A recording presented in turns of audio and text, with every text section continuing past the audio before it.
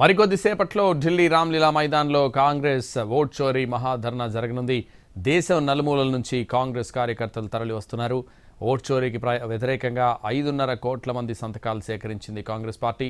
రాష్ట్రపతి ముర్ముకు 5.5 కోట్ల మంది సంతకాలతో కూడిన విజ్ఞాపన పత్రాన్ని అందజేయనుంది.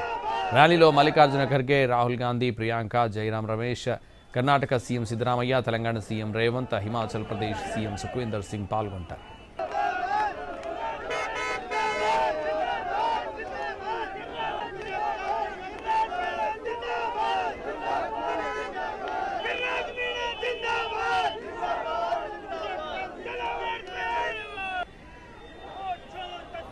మరికొద్దిసేపట్లో ఢిల్లీ రామ్లీలా మైదాన్లో కాంగ్రెస్ ఓట్ చోరీ మహాధర్నా జరగనుంది.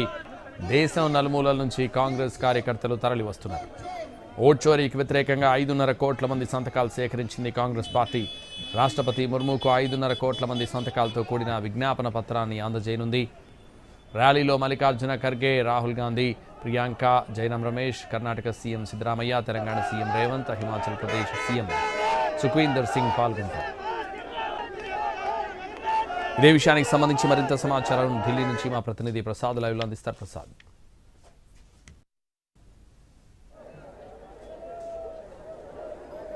రామ్లీలా మైదానంలో మరి కాసేపట్లోనే రాహుల్ గాంధీ ఈ ఓట్ చోరీ గద్దె చోడు అనే ఈ ర్యాలీలో పాల్గొంటే కార్యకర్తలను, ప్రజలను, అదేవిధంగా ఇతరత్ర మద్దతుదారులను ఉద్దేశించి ప్రసంగించనున్నారు. ప్రధానంగా ఈ ఓట్ చోర్ గద్దె చోడ్, ఈ అంటే ఓట్ల దొంగ అధికారం నుంచి వైదొలుగానే నినాదంతో చేస్తున్నటువంటి ఈ ర్యాలీలో పెద్ద ఎత్తున, అంటే ఊహించనంత రీతిలో పెద్ద ఎత్తున అన్ని రాష్ట్రాల నుంచి కూడా కాంగ్రెస్ పార్టీ కార్యకర్తలు, నేతలు వచ్చారు.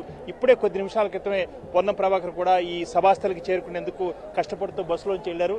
అంత పెద్ద ఎత్తున, అంటే రామ్లీలా మైదానంలో ఉన్నటువంటి కార్యకర్తలు, ఈ ర్యాలీకి వచ్చినటువంటి ప్రజలే కాకుండా మైదానం వెలుపల కూడా పెద్ద సంఖ్యలో ఇక్కడ గుమికొట్టడం జరిగింది. వాహనాలన్నీ కూడా సభాస్థలికి చేరుకోవడానికి కూడా పెద్ద కష్టపడాల్సి వచ్చింది. అదేవిధంగా పెద్ద ఎత్తున ఇక్కడ రామ్లీలా మైదానంలోనే కాకుండా బయట కూడా పెద్ద సంఖ్యలో వేలాది మంది అక్కడ పోలేని వాళ్ళంతా కూడా ఇక్కడే తమ నిరసనలు వ్యక్తం చేస్తున్నారు, నినాదాలు ఇస్తున్నారు. అదేవిధంగా ఏ ప్రదేశాల నుంచి వచ్చారో వాళ్ళంతా కూడా జట్లుగా ఉండి నినాదాలు ఇచ్చుకుంటూ ఈ రోడ్లపై ఈ ఓట్ చోరీ అన్న విషయాన్ని కూడా పెద్ద ఎత్తున ప్రచారం చేస్తూ ఆ మేరకు నినాదాలు ఇస్తున్నారు. ప్రధానంగా ఇప్పుడు మనం ఉన్నటువంటి ఈ రామ్లీలా మైదానం పక్కనే ఉన్నటువంటి చౌరాస్తాలో ఉన్నాము. ఈ చౌరాస్తాలో ఉన్నటువంటి మనం చూసినట్లయితే, ప్రజలు చూసినట్టయితే ఎంత సంఖ్యలో ఇక్కడికి హాజరైన అంశాన్ని మనం స్పష్టంగా తెలుసుకోవడానికి ఆస్కారం ఉంది. ప్రధానంగా కాంగ్రెస్ పార్టీ సభలో, పార్లమెంటు ఉభయ సభలను కూడా ఈ అంశాన్ని గురించి చర్చించి ఆ మేరకు ప్రభుత్వం నుంచి సమాధానం కావాలని చెప్పి పట్టుబట్టి చర్చ జరిగినప్పటికీ కూడా లోక్సభలో ప్రతిపక్ష నేత రాహుల్ గాంధీ చేసినటువంటి అనేక ప్రశ్నలకు కానీ అనుమానాలు నివృత్తి చేసే విషయంలో ప్రభుత్వం విఫలమైంది. ఈ నేపథ్యంలో కాంగ్రెస్ పార్టీ ఈ ర్యాలీని నిర్వహించాలని చెప్పి నిర్ణయం తీసుకోవడం జరిగింది. ఈ ర్యాలీ ద్వారా ప్రజల్లోకి మరింత విస్తృతంగా ఈ ఓట్ చోరీ అంశాన్ని తీసుకెళ్లాలనే అంశాన్ని దృష్టిలో పెట్టుకునే అన్ని రాష్ట్రాల నుంచి కూడా పెద్ద సంఖ్యలో కార్యకర్తలు ఈ ర్యాలీకి హాజరు కావాలని చెప్పి నినాదం ఇవ్వడం జరిగింది. దాంతోపాటు సాధారణ ప్రజల్లో కూడా, ప్రజాబాహుళ్యంలో కూడా పెద్ద ఎత్తున ఈ అంశాన్ని తీసుకెళ్లాలన్నది కాంగ్రెస్ పార్టీ యొక్క సంకల్పం. పార్లమెంటు సభలో చర్చ జరిగినప్పుడు కూడా ప్రభుత్వం ఏమాత్రం కూడా సమస్యను పరిష్కరించే దిశగా కానీ, అనుమానాలను నివృత్తి చేసే దిశగా కానీ ప్రభుత్వం సమాధానం ఇవ్వలేదు. కాబట్టి ఈ అంశాన్ని దృష్టిలో పెట్టుకుని ప్రజల్లోకి వెళ్లాలనే ఉద్దేశంతోనే కాంగ్రెస్ పార్టీ ఈ ర్యాలీని నిర్వహిస్తుంది. దాదాపు ఇప్పటికే ఓట్ చోరీకి వ్యతిరేకంగా 5 కోట్ల మంది పైగా సంతకాలు, దాన్ని సమర్థిస్తూ సంతకాలు చేయడం జరిగింది.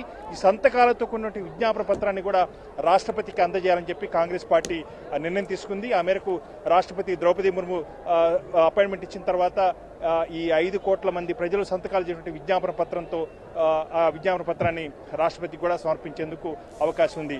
ప్రధానంగా 3 ప్రశ్నలు వేశారు రాహుల్ గాంధీ. ఒకటి, ఓటర్ల జాబితాను అందరికీ కూడా అందుబాటులో ఉండేగా చాలా పారదర్శకంగా అందుబాటులో ఉంచాలి.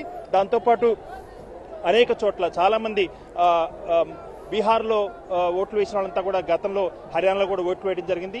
అదంతా కూడా బీజేపీ నాయకులను ప్రత్యక్షంగా సాక్ష్యాధారాలతో సహా ప్రస్తావించాను కాబట్టి ఈ అనుమానాలు నివృత్తి చేసే విధంగా ప్రభుత్వం సమాధానం ఇవ్వాలని చెప్పి రాహుల్ గాంధీ ప్రశ్నించడం జరిగింది. దాంతోపాటు ఈవీఎం యొక్క ఆర్కిటెక్చర్, దాని యొక్క నిర్మాణ క్రమం ఏ రకంగా ఉంది, దాని పనితీరు ఏ రకంగా ఉందన్న అంశాన్ని కూడా ప్రభుత్వం సమాధానం ఇవ్వాలని చెప్పి సభాముఖంగా ప్రశ్నించడం జరిగింది. అయితే ఇవన్నీ కూడా గతంలో అనేక అక్రమాల ద్వారా, అవినీతి ద్వారా ఎన్నికల్లో గెలిచే అవకాశం లేదనే ఒక ఉద్దేశంతో, ఆ మేరకు నిస్పృహతో కాంగ్రెస్ పార్టీ ఇలాంటి ఆరోపణలు చేస్తుంది. ఈవీఎంలను అదేవిధంగా ప్రత్యేకించి ఓటర్ల జాబితా క్రమబద్ధీకరణ అంశం, ఇది వివాదం చేస్తుందన్న అంశాన్ని దృష్టిలో పెట్టుకుని ఈ చర్చ సందర్భంగా పార్లమెంట్లో సమాధానం ఇచ్చినటువంటి హోంమంత్రి అమిత్ షా కాంగ్రెస్ పార్టీ ఆరోపణలు కానీ, ప్రతిపక్ష నేత రాహుల్ గాంధీ చేసిన ఆరోపణలు కానీ కొట్టివేయడం జరిగింది. ఆ మేరకు రాహుల్ గాంధీ చేసినటువంటి ప్రశ్నలకు సమాధానం ఇచ్చే అవకాశం లేదు, ఏమాత్రం కూడా ఇచ్చే ప్రశ్న లేదన్న అంశాన్ని కూడా సభాముఖంగా అమిత్ షా ప్రస్తావించడం జరిగింది. ఈ నేపథ్యంలో కాంగ్రెస్ పార్టీ అదేవిధంగా లోక్సభలో ప్రతిపక్ష నేత రాహుల్ గాంధీ ప్రజల్లోకి వెళ్ళాలి, ప్రజల్ని విస్తృతంగా కదిలించాలి, ఓటు చోరీలో నష్టపోతున్నటువంటి ప్రజలకు వెన్నుదన్నుగా కాంగ్రెస్ పార్టీ ఉండాలి, రాజ్యాంగబద్ధంగా దేశ పౌరుడికి లభించినటువంటి ఈ ఓటు హక్కును ఎవరు కూడా దాన్ని చేసేందుకు అవకాశం లేదు కాబట్టి ఈ నేపథ్యంలో ఈ ర్యాలీని నిర్వహిస్తుంది. ప్రత్యేకించి ఈ ర్యాలీ యొక్క ప్రధాన ఉద్దేశం ఓటు చోరీ